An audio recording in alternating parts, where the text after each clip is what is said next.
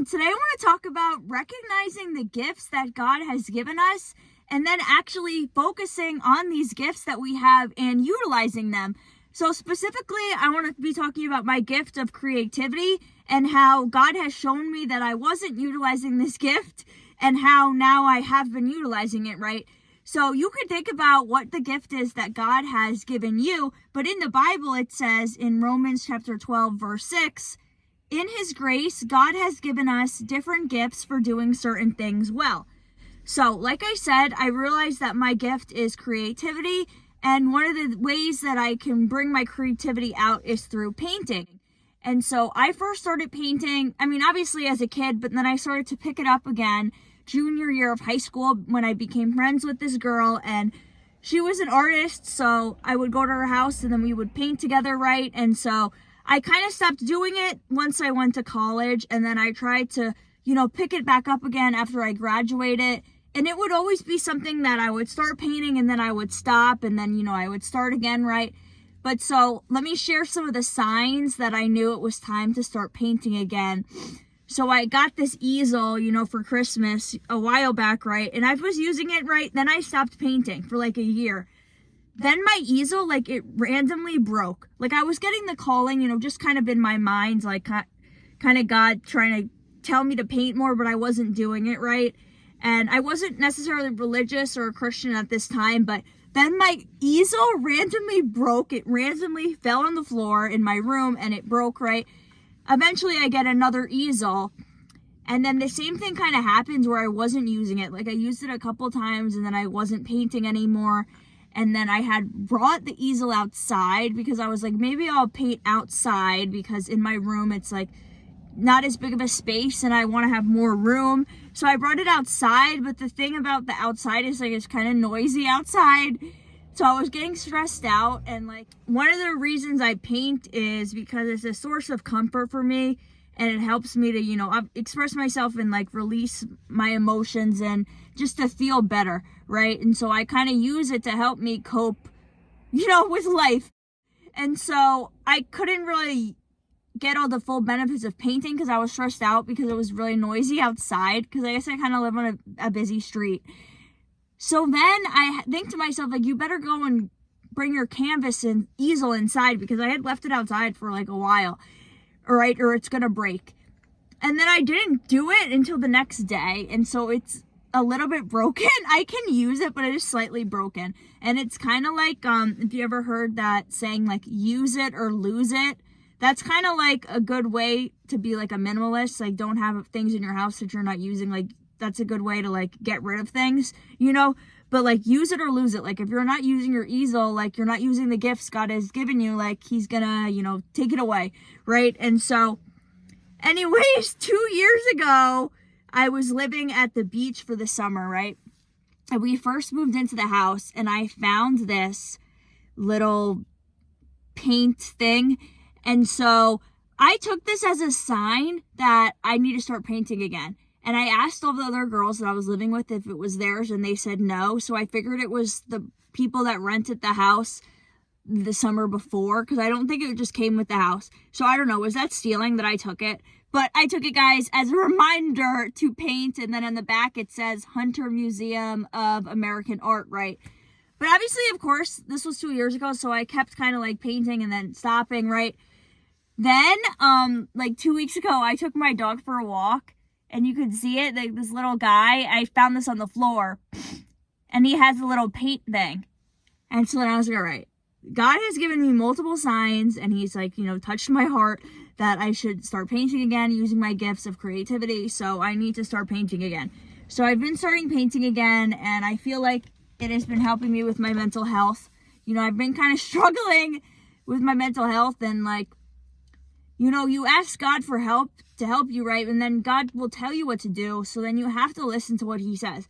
So when he told me to start getting up earlier and, start painting more, and I've been journaling, and he just says to me, focus on your art, right? And one of the things I was doing was I started making these collages with cutting up magazines, the pictures in the magazines that I like, and I was making these collages, and I was doing that for a few days, and I kind of felt this voice in my head that's saying you will do anything but paint. Because that was fun and therapeutic for me, but painting is just like more therapeutic and even better for me. And I also crochet, which I like doing, but I think I really need to be focusing on my art and on my paintings, right? And so one thing I want to bring up is this other Bible verse. And this is talking about how we need to be utilizing the gifts that we have. And one thing that I did think to myself would be like, I would be scared to start painting again, because I would be like, well, I'm not even good. Like, I'm not good enough, right? And there's lots of, even if you have the gift of creativity, there's always going to, whatever your gift is, there's always going to be somebody better than you. And there's always going to be somebody worse than you. Just because there's people that are better than you doesn't mean that you don't have a gift in creativity or a gift in whatever it is that your gift is, just because there are some people that are better than you, right? Because if you keep focusing on the gift that you have, your gift is going to grow and grow. So I started getting into drawing also, because I feel like I'm better at painting than I am at drawing, but I've been getting better at drawing. So if you practice, you're going to get better, right? So this is a story about, it's the parable of talents that Jesus spoke about in Matthew chapter 25, verse 14 to 15. But it's about how we have to use, the gifts that we have, no matter how small they are, because then they will grow. So it says, again, the kingdom of heaven can be illustrated by the story of a man going on a long trip. He called together his servants and entrusted his money to them while he was gone. He gave 5 bags of silver to one, 2 bags of silver to another, and 1 bag of silver to the last. Dividing it in portions to their abilities, he then left on his trip. The servant who received the 5 bags of silver began to invest the money and earned 5 more. The servant with 2 bags of silver also went to work and earned 2 more. But the servant who received the 1 bag of silver dug a hole in the ground and hid the master's money. After a long time, their master returned from his trip and called them to give an account of how they used his money. The servant to whom he had entrusted the 5 bags of silver came forward with 5 more and said, Master, you gave me 5 bags of silver to invest, and I have earned 5 more. The master was full of praise. Well done, my good and faithful servant. You have been faithful in handling this amount. So now I will give you many more responsibilities. Let's celebrate together. The servant who had received the 2 bags of silver came forward and said, Master, you gave me 2 bags of silver to invest, and I have earned 2 more. The master said, Well done, my good and faithful servant. You have been faithful in handling this small amount, so now I will give you many more responsibilities. Let's celebrate together. Then the servant with the 1 bag of silver came and said, Master, I knew you were a harsh man, harvesting crops you didn't plant and gathering crops you didn't cultivate.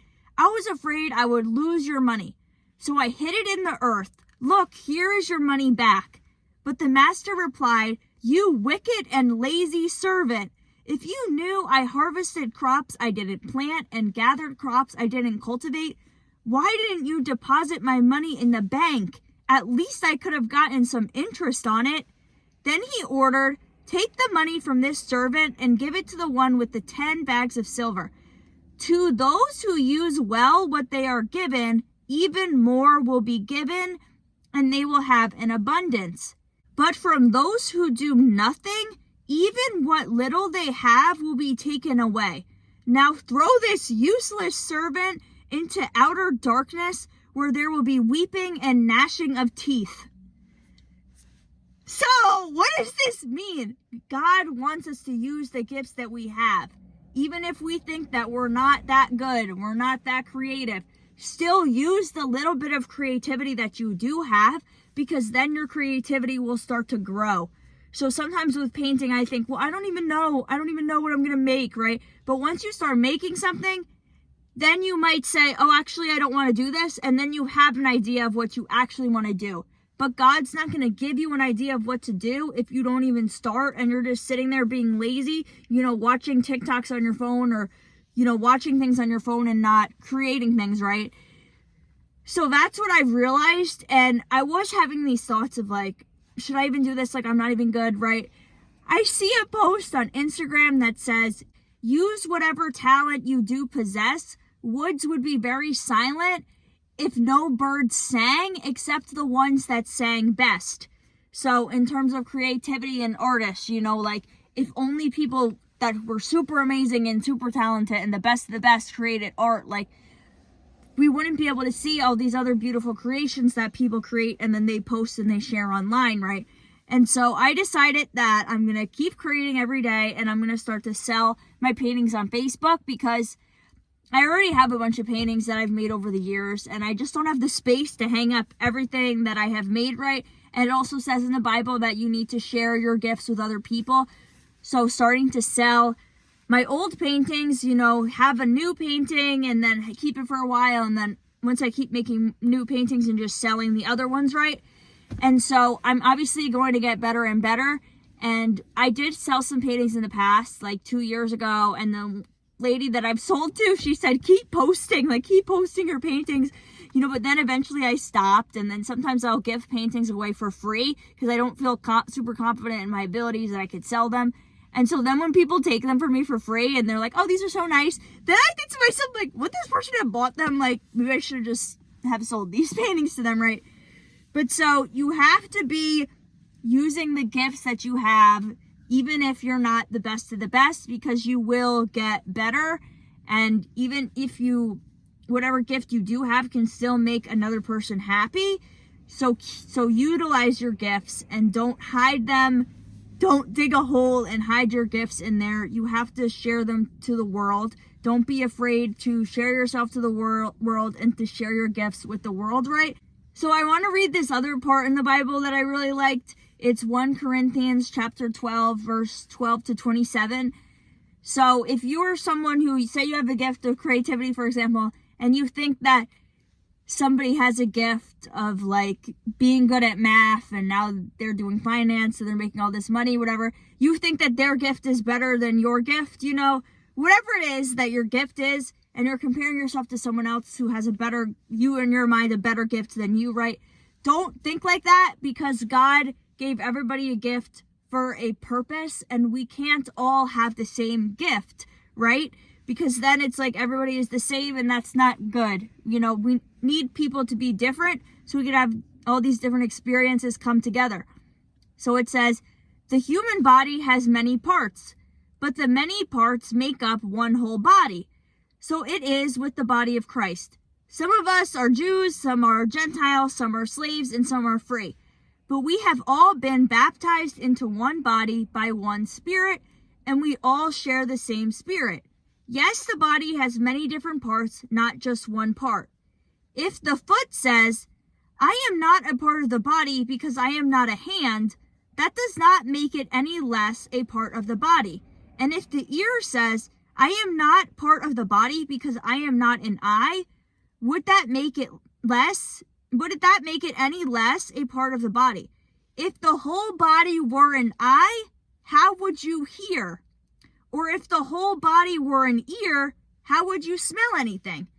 But our bodies have many parts, and God has put each part just where He wants it. How strange a body would be if it only had one part. Yes, there are many parts, but only one body. The eye can never say to the hand, I don't need you. The head can't say to the feet, I don't need you. In fact, some parts of the body that seem weakest and least important are actually the most necessary. And the parts we regard as less honorable are those we clothe with the greatest care.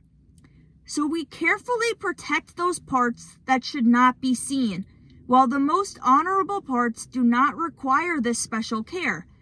So God has put the body together such that extra honor and care are given to those parts that have less dignity.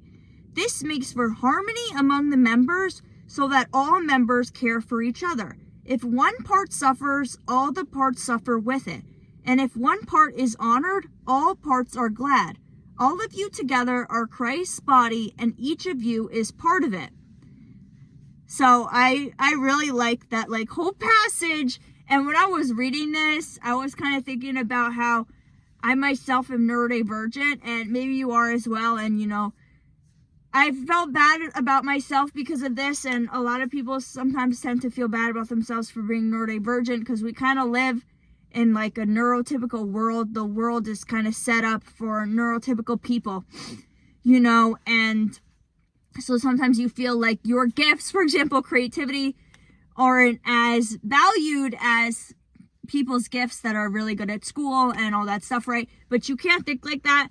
God made me like this for a reason. God made you like that for a reason. You know, even if you're a neurotypical watching this, like, that's good, and God made you that way for a reason. Whatever your gifts are, they are good, and just utilize them. Focus on your gifts, focus on your strengths, and don't worry about your weaknesses, and don't compare yourself to other people. You know, even in terms of like me comparing myself to another, you know, neurodivergent woman, you know, even if somebody's similar to you, you still shouldn't compare yourselves to them, because we are still all unique and God made us in our own special way. So I just hope that you would continue, think about what your gift is that God has given you, and actually start to use this gift, because once you use it, it will start to multiply. And that's what I'm seeing. Like, as I've been creating more, it started off with being like not knowing what to make, but now I'm starting to, you know, find my voice, I guess, in painting. And even with content creation, I'm starting to find my voice more and what I want to be talking about, and also utilizing my gift of like motivating people and inspiring people, you know. So focus on what you can do and focus on the things, the gifts that you do have. So thank you so much for listening. I hope this video was helpful for you, and let me know of any other videos you want to hear me making. Thanks. Bye.